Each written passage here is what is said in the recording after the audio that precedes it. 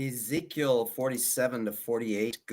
God continues to show Ezekiel details of the millennial temple. He witnessed water flowing from it, first a trickle, then ankle deep, then knee deep, then waist deep, and finally enough to swim in. What a picture. The living water, Jesus Christ himself on the scene and providing life and power for his people. Don't just dip your toes in him, dive in and swim.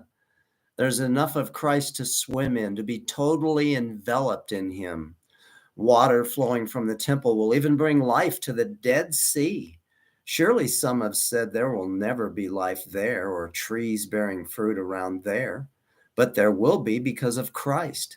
Some have said, surely about you and me, there will never be life there. There will never be fruit there.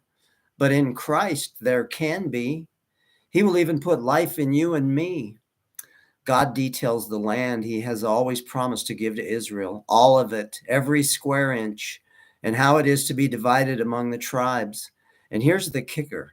The name of the city, Jerusalem, from that day shall be, the Lord is there.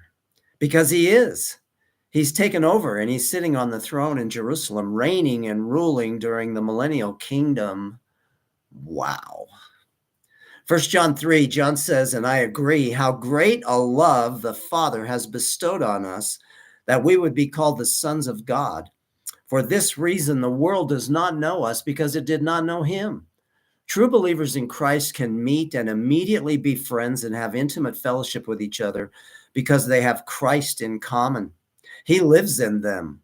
When Christ appears, we will be like him. Surely this includes having a perfect, transient body and being rid of the sin nature once and for all. Oh, what a glorious day that will be. And everyone who has this hope purifies himself because we're in love with him and we enjoy pleasing him.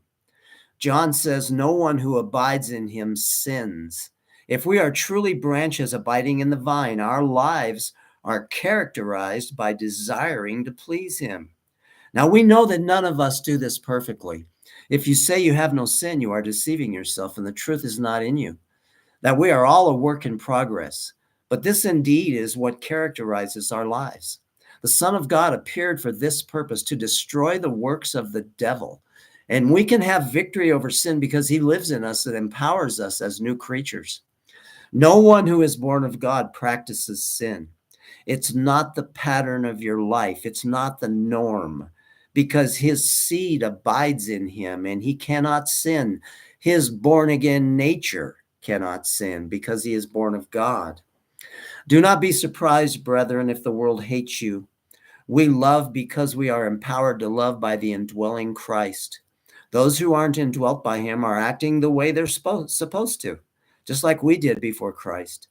And little children, let us not love with word or tongue, but in deed and truth. God challenges us here through John, saying lip service is not the real deal. Evidence, action, tangible acts of love and obedience are the real deal. Are you the real deal?